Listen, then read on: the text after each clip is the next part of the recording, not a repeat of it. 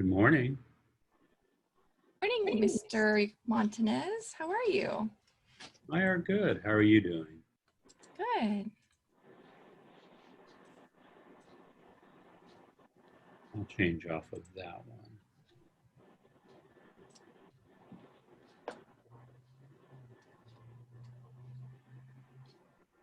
Go back to my messy office. That's why I don't screen share half the time. I cleaned up some.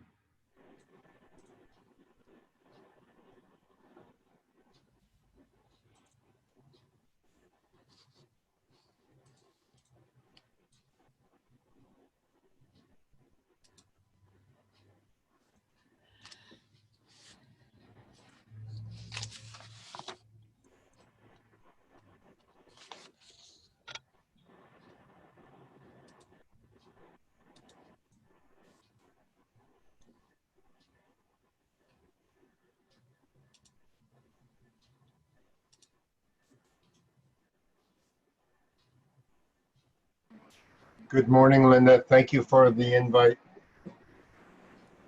Good to have you, Mark. Good morning, Don. Good morning. How are you doing? Good, and yourself? Doing well. Been good with that tie. Professional. Of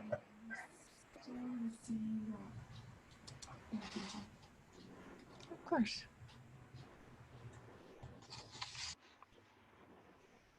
Going to start in about a minute.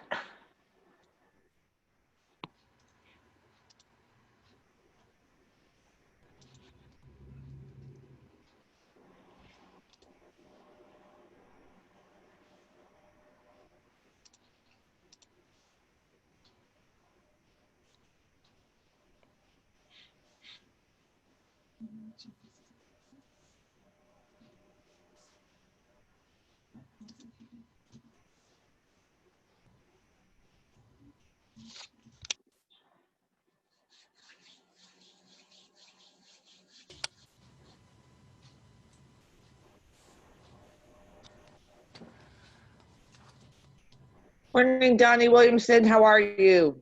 I'm doing good. How are you? How are you? I'm good. I'm good. Marina? Just went to school today to get ready Oh boy. to get ready to do it online. My thoughts are with her. It's going to be a bad year, a tough year. Going to be an interesting year, to say the least. A continued interesting year. Yep. All right, let's get started. Good morning. I'm Don Williamson. I'm the 2020 Chairman of the Board of the Corona Chamber of Commerce. I'd like to welcome you here on our weekly call. We really appreciate you being here. We try to make these calls worth your while so that you'll get something out of it and stay informed of the current things that are affecting our business community here and in our region. First off today, we'd like to express our gratitude for our sponsor, Kaiser Permanente. Kaiser Permanente is a longtime member and supporter of the Corona Chamber of Commerce, and we appreciate their sponsorship. If anyone would like to participate as a sponsor, please contact Desiree or Linda at the Corona Chamber of Commerce, and they can help you out with that information. As you know, when our speakers speak, they have a limited amount of time, and what we ask is that any questions you have, you put in the chat box. At the conclusion of each speaker, Linda Richards in our chamber office will forward the messages to our speaker. Sometimes she will combine the messages, and then there's duplication. So that's how we try to run it, to make it succinct, fast-paced, and you get all the information that you need that's available, because we do have a limited amount of time. Not everybody on the call may see the chat box. So at that time, you can verbally ask Linda the question, but when we get to that. Before we start, we would like to acknowledge a tragedy that happened this week to 8 servicemen that we lost in an accident. One of those young men was, well, one was from Riverside, but one was a young man from Corona. Bryan Baltierra graduated from Centennial High School just last year. He was a cross-country runner, and he was in an amphibious assault vehicle that sunk in deep water off of San Clemente Island. And anytime that we lose our servicemen, it really brings about just what a dangerous job it is, and how we need to value the fact that they have chosen to be in the service and defend our country. And we express our condolences to Private Baltierra's family and friends. And again, we honor his sacrifice and his willingness to serve our nation. At this time, we'd like to introduce our first guest speaker, Mr. Rob Moran. He's Riverside County's Deputy Director of Business and Community Services, and he has some updates from the county for us. Rob. Thank you, Mr. Chairman, and good morning, Corona Chamber members. Again, I'm Rob Moran with the County of Riverside Business and Community Services Department. So thank you for the opportunity to be here. I just wanted to share a couple of quick updates. First and foremost, I did want to share our grant program is moving right along, and but we still have funding available. So we ask that if you're interested, please go to our website at rivcobizhelp.org, and I'll share that in the chat. But like I said, we still have funding available, $10,000 grants to small businesses, and grant means it does not have to be repaid. I've gotten that question many times, so I know I've shared it before, and so I won't get into the details of it at this time, but I did want to let everybody know that we still have funding available, so we encourage businesses to apply. Secondly, I wanted to share a new program we just debuted in the last week, and it's our Business Ambassador Program. And the Business Ambassador Program offers a no-cost, one-on-one consultation with businesses to help them, navigate, the issues that come up with COVID-19. We can do it either in person, we can do it on the phone, or we can do it virtually, depending on what the business needs are. And, the individualized assessment is designed to help businesses run safely and efficiently, in accordance with, kind of the COVID-19 guidance and rules and regulations. And we understand it can be confusing. The experiences we've had so far, that some businesses are very, very well versed and knowledgeable, and they just need some clarification on certain components. And then others really having a hard time understanding where to start. And so the county has developed that in coordination with our public health department, You'll have individuals from our Business and Community Services Department and TLMA, Transportation and Land Management, that have partnered together to provide this service. We'll come out, we'll provide a free toolkit with information. We'll ask you, since you're a member of the Corona Chamber, if you'd like to take the pledge, the Safer Together, Greater Together pledge, and just provide information about state guidance. We'll give you a toolkit on what to do if an employee's become sick with COVID, and what you should do with your business. Should you shut down? Should you not? And we'll even give you some masks, and anything that we don't know that comes out of that, we'll obviously come back to you with more information. In fact, we just did a business in Corona last week, and we find that these businesses are really, really grateful for the information, because again, this can be a confusing topic, and it's part of our way of helping the business community kind of navigate these rules and regulations. I should point out that these visits come in the spirit of guidance and help. These are not regulatory in nature. So we're there to help provide information, not to issue citations and shut businesses down. So I think it's important to note that. We do know that we have begun the enforcement phase, but that is not what this program is about. So I just want to reassure businesses that if we come out, we're not going to cite you, we're not going to report you, we're not going to shut you down. We're there to provide guidance and help. Now, how do you sign up for this? How do you get more information? Please go to our rivcobizhelp.org webpage. You can fill out a very quick, few fields there, and it's done online. And then we'll have somebody reach out to you within a day and to get something scheduled and set up with you. So happy to answer any questions, but thank you for the opportunity, Mr. Chair. Thank you very much. We appreciate you being here, Rob. Linda, do we have any questions for Mr. Moran? No questions. Okay. Oh, that was Rob Moran. Thank you so much, Rob. And we appreciate your input and all the valuable information. Our next guest is Omer Sohail. He is our local field representative from Assemblymember Sabrina Cervantes. Assemblymember Cervantes was elected in November 2016 to represent California's 60th Assembly District, which includes the cities of Corona, Eastvale, Jurupa Valley, Norco, a portion of Riverside, and unincorporated communities of Home Gardens, El Cerrito, and Cornita. She currently serves as chair of the Assembly Committee on Jobs, Economic Development, and the Economy, also known as JEDE or GED. So if you have any questions after Omer speaks, please type them into the chat box at the end of the presentation. And at this time, we would like to welcome Assemblymember Cervantes' field representative, Omer Sohail. Omer? Hi, good morning, everyone. My name is Omer Sohail. I am Assemblymember Cervantes' field rep. I cover the city of Corona, and I'm happy to be here to provide y'all a quick update. In Sacramento, the Assemblymember is primarily working right now on AB 1457, which is a bill that would create a pilot program for a regional training center network, and it's also being co-authored by Assemblymember Eloise Gomez-Reyes. And what this would do is that it would create a regional business training center network through a partnership with the California Community College, the Employment Training Panel, and Workforce Development Agency. And so we're actually working with the Riverside Community College District on this bill as well.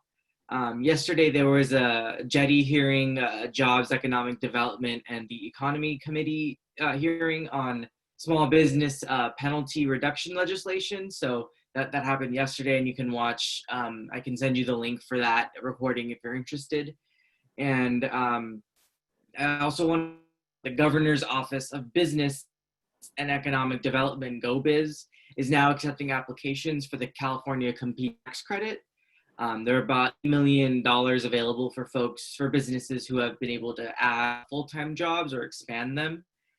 And that there are also resources available for manufacturers who choose to repurpose their existing kind of infrastructure business to meet the needs of what's going on in the COVID-19 pandemic.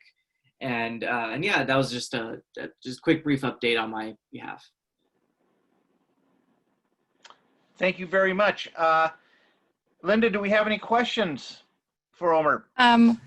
Yeah, what other grant or funding opportunities might be available for our businesses? Yeah, thank you. So I do know of something that's happening at the federal level, which is through the US EDA.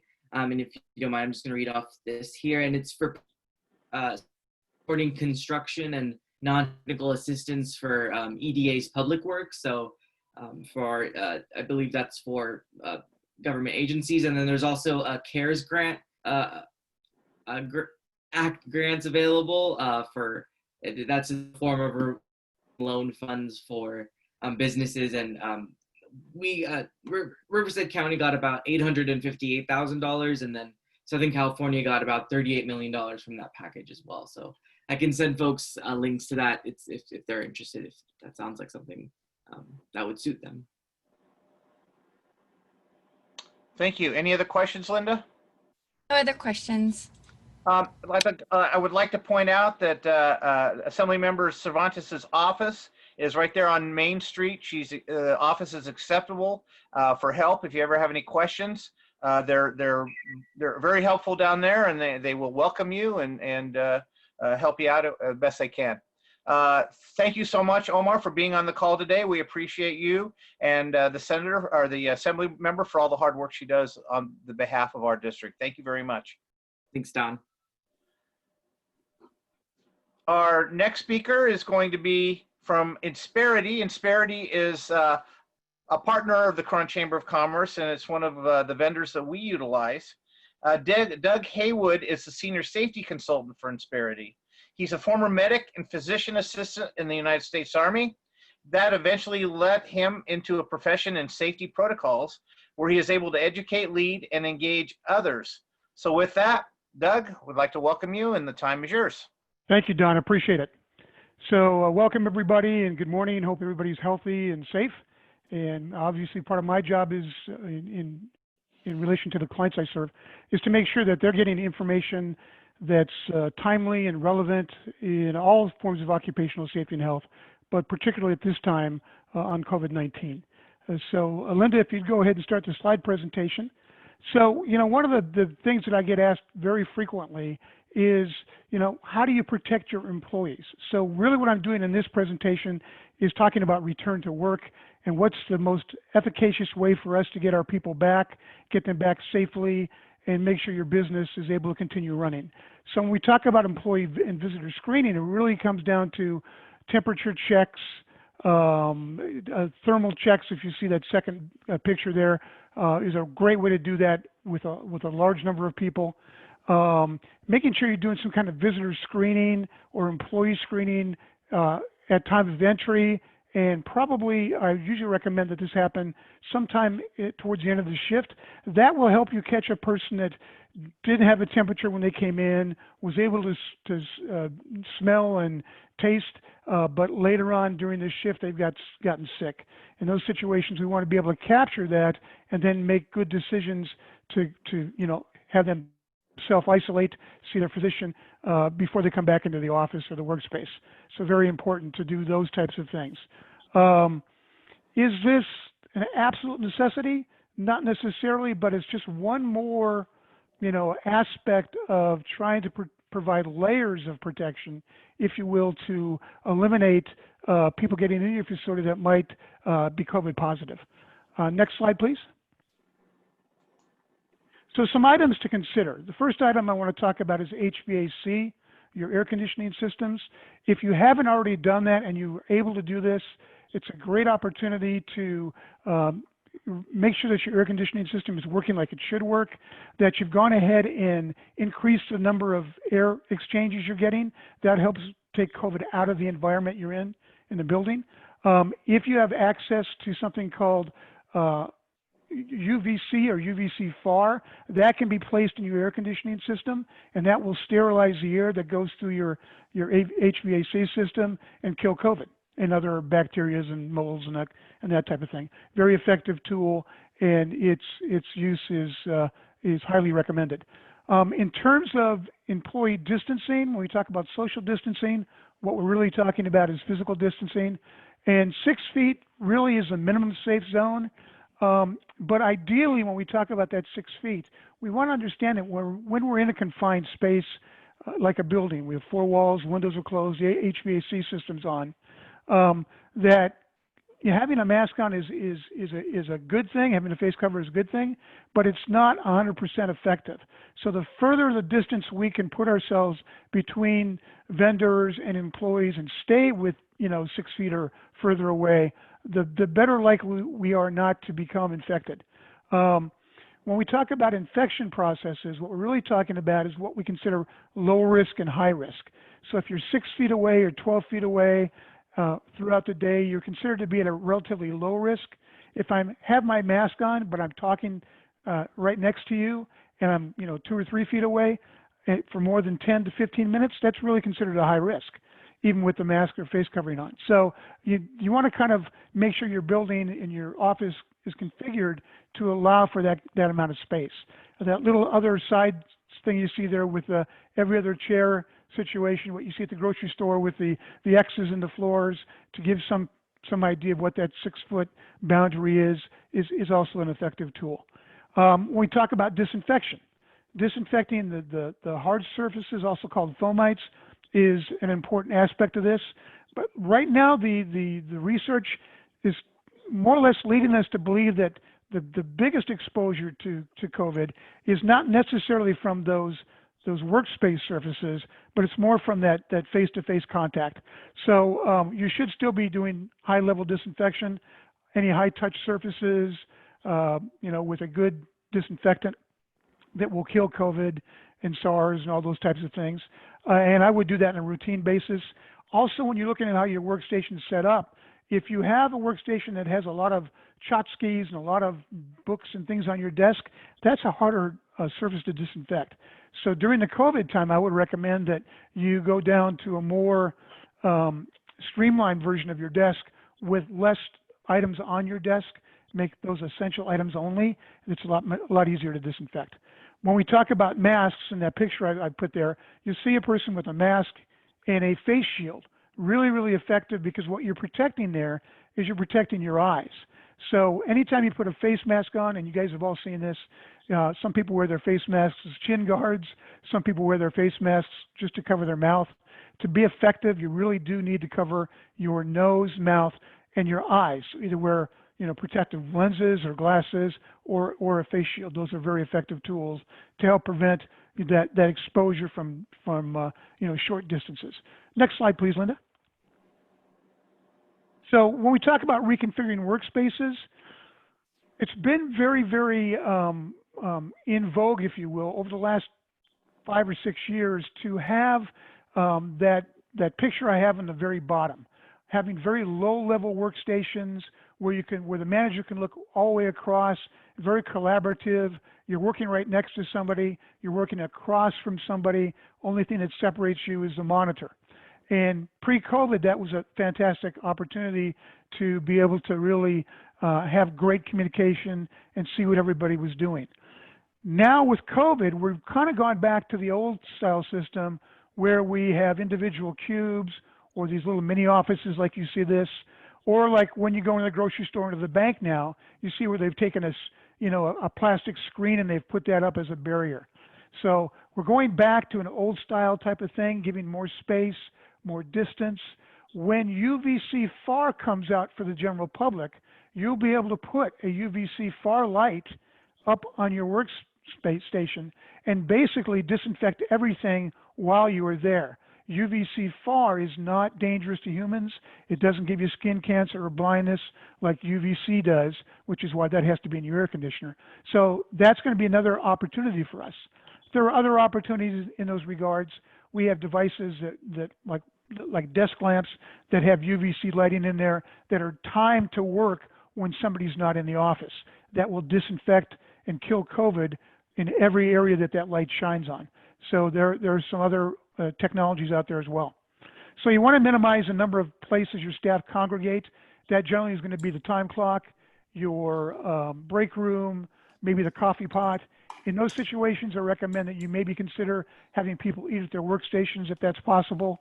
Having people have staggered shifts when they come in so that they're not, all coming into the time clock at one time and getting into a choke point. Maintain that physical distancing in conferences, or do what we're doing now and do a Zoom conference from a person's desk. That way there's no exposure. Reduce your close contact, obviously. We talked about decluttering. Wider hallways and wide traffic patterns are great if you have them. If you don't, it's just really about making sure you're aware of that exposure and what you're doing to take care of that. And then no touch devices like bathroom faucets that are, that you wave your hand over and they work, sanitizing dispensers and automatic doors, those types of things. Next slide, please, Linda. So there's been some recent changes. As part of what I do for our clients, I am on this page and the OSHA page and the CDC page, sometimes multiple times during the day. As of July 31st, there's been some changes. Now, in terms of from the state of California, if you have an outbreak of COVID in your business, an outbreak's considered 3 positive cases in a 2-week period, you're going to go ahead and you have to report that to your local health department. You now should be, as a business, implementing a COVID-19 response plan. This is something I help our clients do. It includes detailed risk assessment, site-specific prevention plan, employee training on disinfection, distancing, and all that types of things. And I'm sure that's something that Rob is doing with his team as well.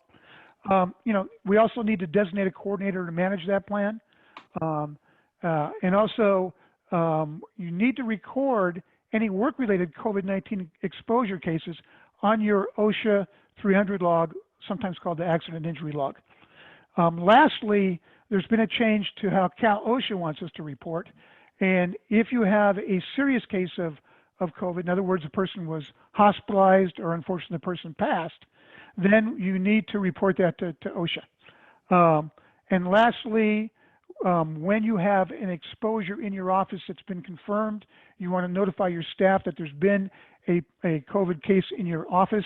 Obviously, you would not tell your staff who that person was. We want to maintain privacy and all that type of thing, but we want to make sure that they're aware that you've had those situations happen.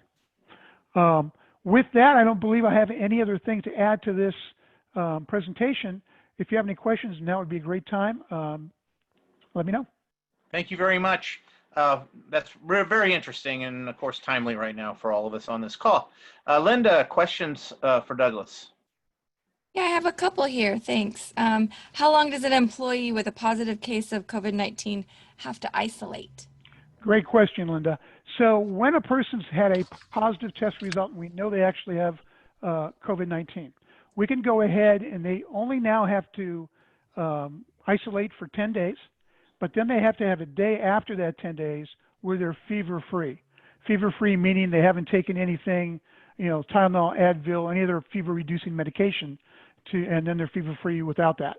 If they've gone the 10 days and they're fever-free, they can come back to work. That is different, by the way, from somebody who had an exposure at home or who we thought might be exposed. That's actually a 14-day isolation period. And the reason being is that there is such a long incubation period with COVID. Somewhere between 2 and 14 days is a general norm. So we want to catch that on people who haven't been identified as being positive through a test. And that's why there's a longer incubation period with that than there would be for somebody who's diagnosed. Great question. Thanks. And one more, can you again go over the differences between what's considered a low exposure and a high exposure in regards to the COVID-19?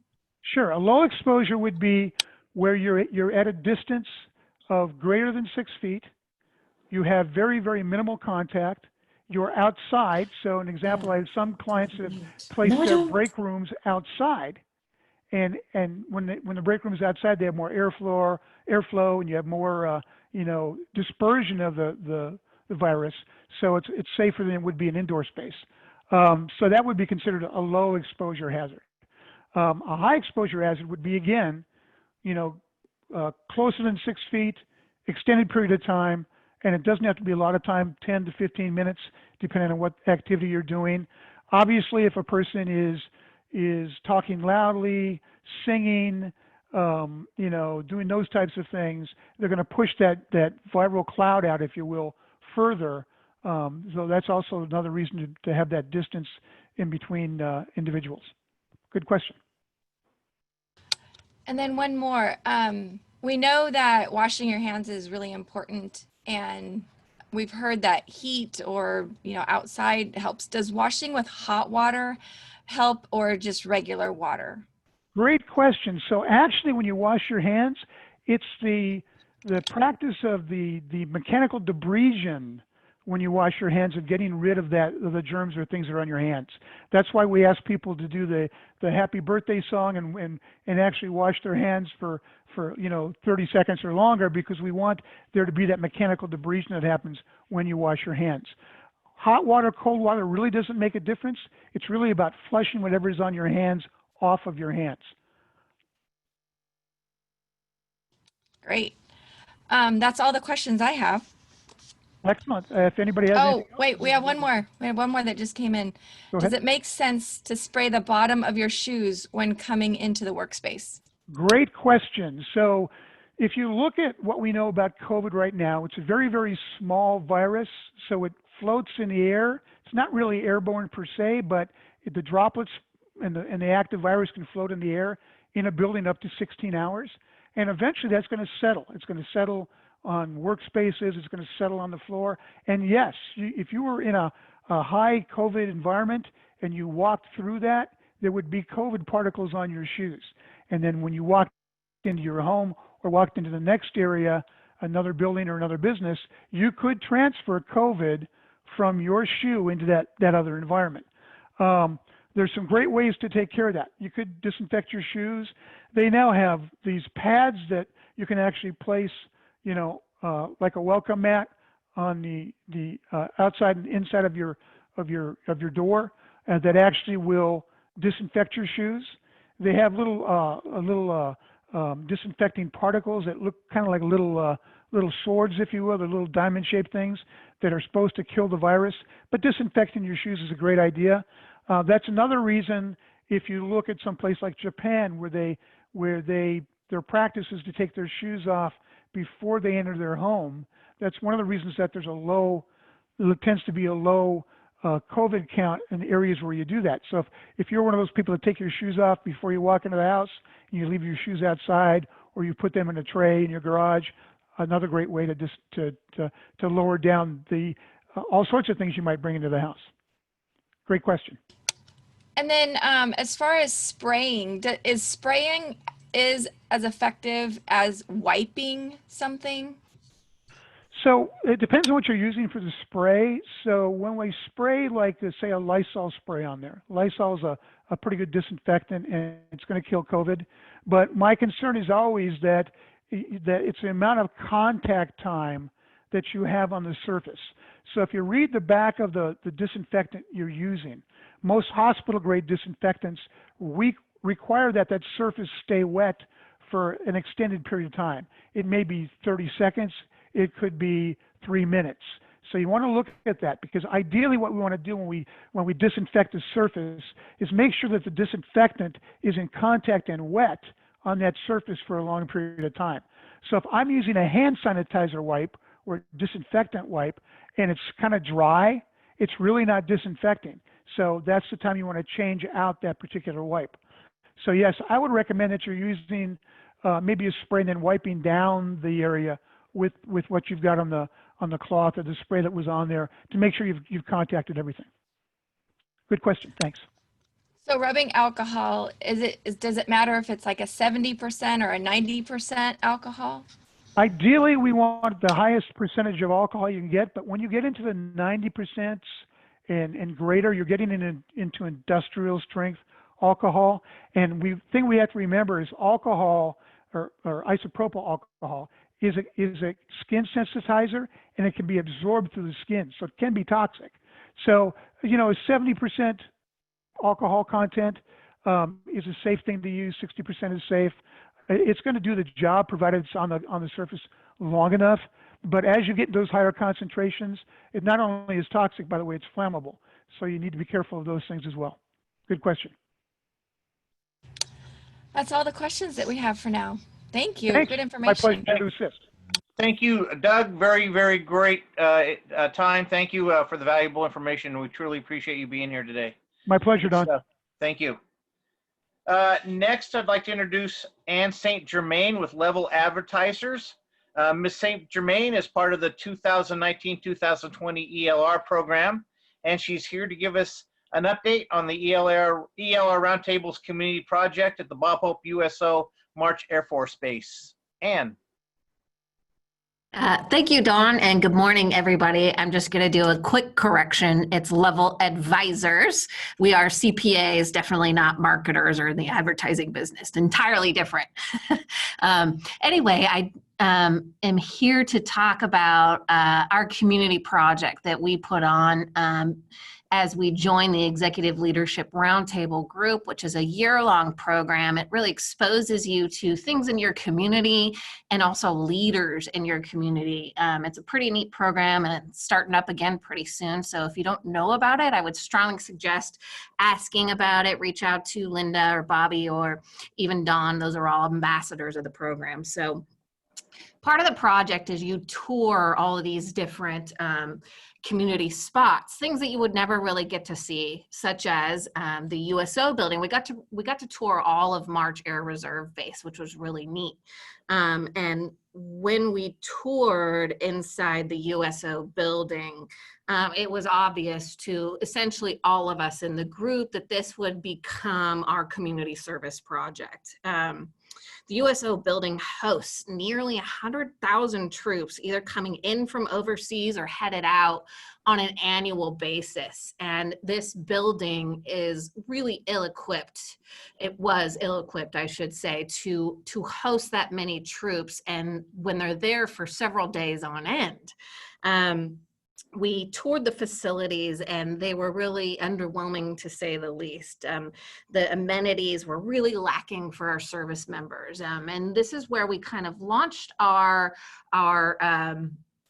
program that we called More Than a PB&J. And the reason that we named it that was because the kitchen facilities in this building that is hosting our troops lacked refrigeration. So the food supplies that they had really were very, very limited. So our service members were getting peanut butter and jelly sandwiches, and we just felt that that was unacceptable.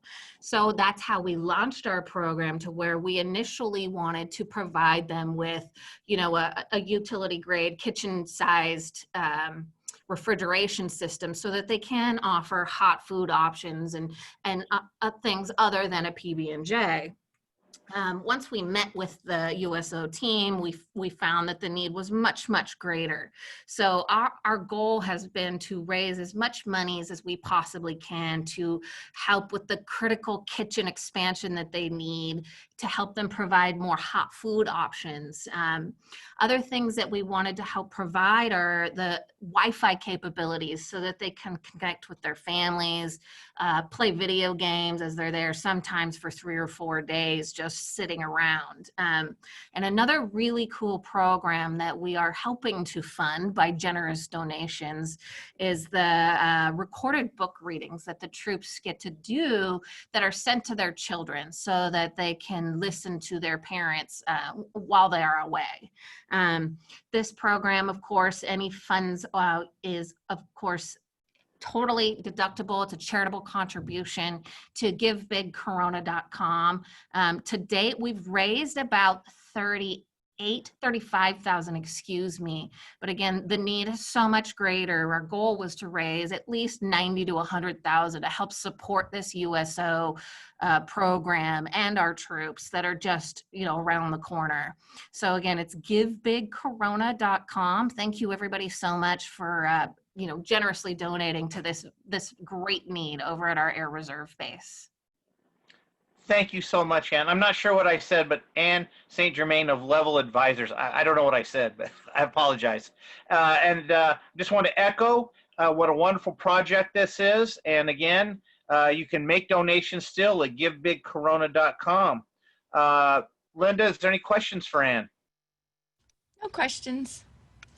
So givebigcorona.com.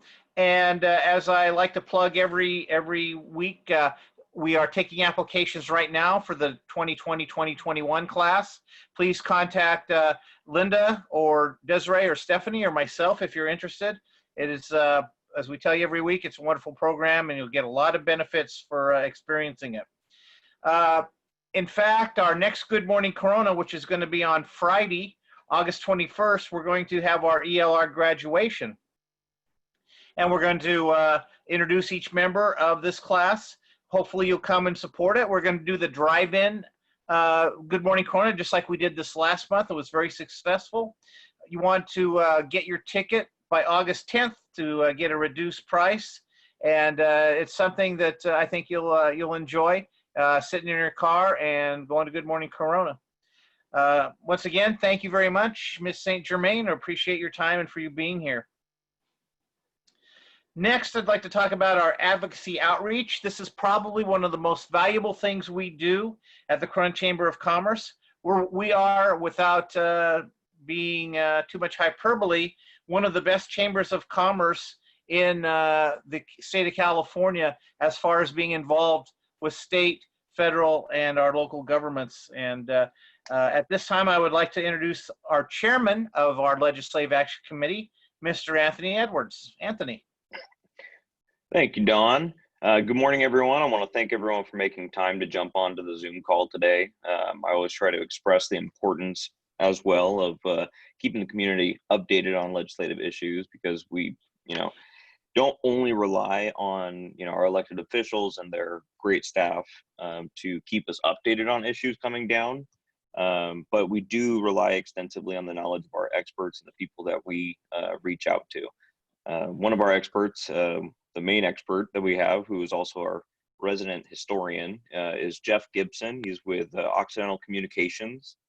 He's our advocacy advisor and legislative advisor. I've been working with him for quite some time. He's very knowledgeable on, basically any legislative issues that are coming down to the community level.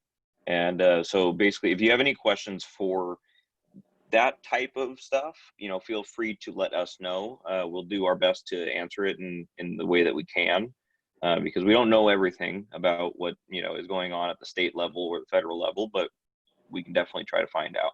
So with that, I'd like to welcome Jeff Gibson. Thank you, Anthony. I appreciate that, and thank you, Don, for the nice summary of what we do. So the legislature is back in session. They came back in session July 27th. They are going to be in regular session through August 31st, unless events for some reason intercede. They are considering about 250 bills at this point because of they would be looking at a number much higher than that normally, but because of the changes, obviously, with all of the emergency orders and with members of the legislature actually getting sick, they're looking at a much smaller number. So one of the things that was introduced on the first day and it is yet to make it into a legislative hearing, but we wanted to discuss it, was the state's proposed $100 billion coronavirus recovery plan that would take effect before the end of the year, depending upon what the federal government decides to do and other decisions. The bulk of the funding of this project, and it has yet to be introduced, but it's extremely important because you're going to be seeing a good deal of information that was well reported at the beginning. It has a number of different people that have backed it already in the legislature. Both majority caucuses have announced their support for it. It's $100 billion. Most of this goes to employee type benefits, which are the extension of earned income tax credits for those that are out of work, an extension of the $600, what's being called the unemployment premium, which is being paid above the base pay of people who are unemployed. You've probably seen a lot of discussion about that in any of the media that you would be following right now. There's a debate in Washington, D.C. on how best to handle that. One of the things that employers like yourselves are finding are that people are actually reticent to come back into the job market because they're actually being paid more in many cases to stay at home. So it's creating an actual shortage in many cases of workers, especially in hospitality industries and things like that. So that's one of the things that's being debated. The president has announced that he definitely, even if it has to be by executive order, will maintain the unemployment benefits at their current level. So if that is the case, then that would fall out of the California plan, for instance. The plan would be paid for, it's $100 billion that would be paid for this year. It would be about a 50% increase in state spending over what they normally spend in the general fund budget. It would be paid for by issuing tax vouchers for later years to taxpayers who would pay early. It would also, it's a plan that in the past has always been called accelerating tax revenues. So basically it's much like the old cartoon of I'll gladly pay you Tuesday for a hamburger today, which is basically what's being looked at for climate change tax credits, which major users of carbon-based fuel have to pay. We all pay at the pump. There's an auction for those credits. They're looking at ways to borrow from future years in order to pay the $100 billion this year. And as a business person, you can recognize that while a lot of the things that I'm going to be discussing here in a second are really, really sound, important or good, we have a $54.3 billion budget deficit. That is a hard number.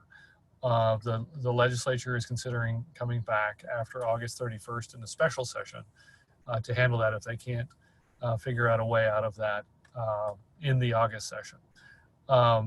There's a number of different issues that the state is facing. I don't need to get into them because you're feeling them yourself. So borrowing $100 billion in future tax revenue, while it doesn't increase taxes, which obviously we are never in favor, we're very rarely in favor of, if ever, it does borrow tax and other government revenue sources from future years, which are already looking at having a similarly sized deficit to this year's deficit. So with that said, and presuming that there's an extension of unemployment benefits, there's an extension of the state earned income tax credit, which provides to workers who generally do not have to pay taxes. It is basically a tax refund, but you have to earn income to get it. So that is one of the things that they're looking at. There's another to extend protections for renters who are not paying their rent against eviction. It's extending some emergency bankruptcy protections for small businesses. It's looking at using some of the revenue to replenish the California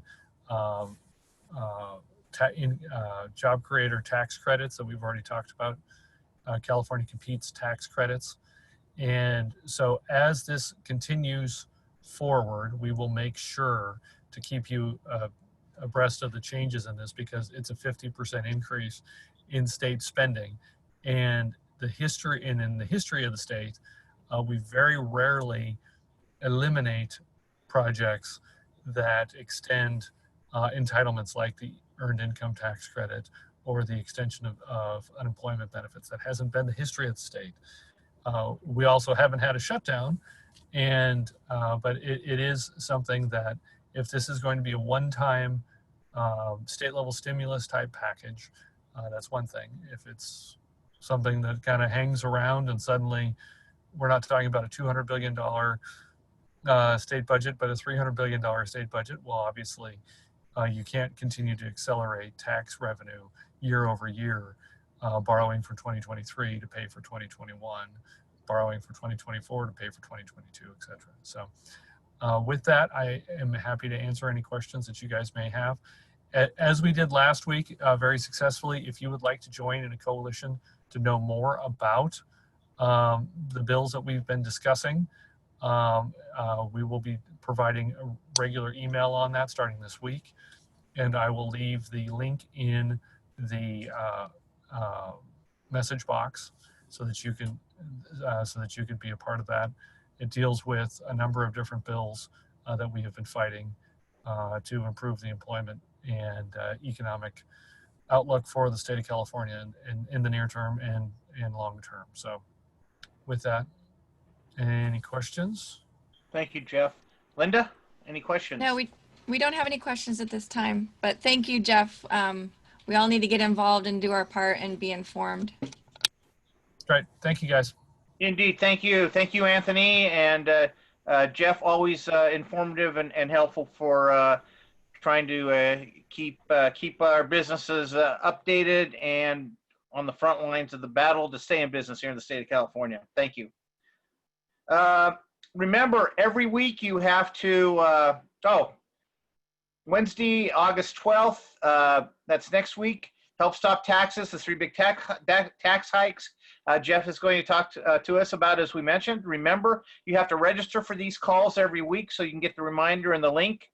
You can see the link right there to register, and be sure not to miss these calls. Again, I want to thank our sponsor this week, Kaiser Permanente, for their generosity and participation. And again, I want to thank you guys for being here. A few things before we dismiss. Just a reminder for those of you that are not yet a member of the Corona Chamber of Commerce, or if you know a neighboring business that you could find, chamber membership is very beneficial, as we discuss so often, the things that's going to only help. And the more people we have, the stronger we are, and the more we can get done. So Robert Yanez, he is our staff person that is out there recruiting, getting people to join what we do here. If you refer to a member, you will get a free advertisement in our Corona Business News. We have a new issue coming out very soon. So please, when it's time to renew your membership, we appreciate all of you that respond quickly, and always looking for new members. Thank you. Our next Coffee with an Entrepreneur will be on Monday, August 10th, this coming Monday. And it will be John and Kathy Armstrong of Do It American. They're a local manufacturing company whose goal is to efficiently and economically manufacture products right here in the United States versus sending them overseas. And hopefully you can sign up. There is the link to sign up, get the Zoom information, and be part of this. The city of Corona is a partner in this endeavor, and it's really interesting to see how people got to where they're at and what their plans on where they're going. So be sure to sign up and join us on Monday. And again, if you're interested in being a sponsor, please contact the Chamber office. We're always looking for sponsors. And again, thanks to Kaiser Permanente. The Safer Together Pledge. Take the pledge and let residents and travelers know you are committed to their safety. After you commit to the pledge, you can proudly display the seal that will signify you are dedicated to current and safe safety standards. There's a link right there. Any questions, please contact Linda Richards there in the Chamber office. Golf sponsorships are still available. They're going to be accepted. Let me start over. The tournament has been postponed to later this fall, and the details are still being developed right now. It was going to be actually today, and we had to cancel. So it's been postponed. Foursomes are still being accepted through this Friday, August 14th, to receive full sponsorship benefits and all of the swag that comes with being part of this Corona Chamber signature event. We're selling opportunity tickets. You can get them from me that support our healthcare frontline heroes by sponsoring them to enjoy our all-inclusive day of golfing, food, drinks, gifts, live and silent auctions items. A lot of fun. This is something that we look forward to every year. Each sponsorship donation will get you opportunity tickets for your chance to win prizes. Next, the Women's Leadership Conference is going to be on Thursday, September 24th. Get your tickets now. They're $45 per person. There you can see the link for those. It's going to be 100% virtual, so it's all going to be online. So register as soon as you can and participate in that. Also, register for the Paul Webb workshop, which will be on September 3rd. And again, that's a Zoom. You can see the pricing right there, $25 for members, $75 for non-members. If you haven't been to one of Paul's sessions, it's really a valuable way to spend your time. He's a licensed NLP master trainer with over 43 years of sales training experience. And the September's workshop topic is how to handle customer attitudes, skepticism, indifference, and objections. If you haven't been to them in the past, you can still come and pick right up and get a lot out of any specific seminar, seminar of Paul. So there's the link to sign up for that.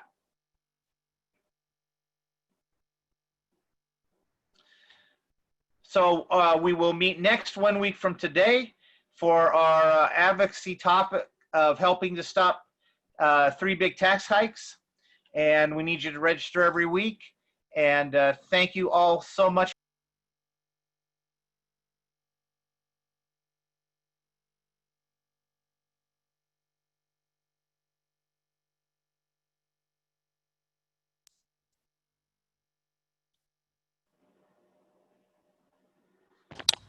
I think we lost you, Donnie. Go ahead. Okay, that is our last announcement. Look forward to seeing you back here next Wednesday. And thank you very much for being here today. See you next week.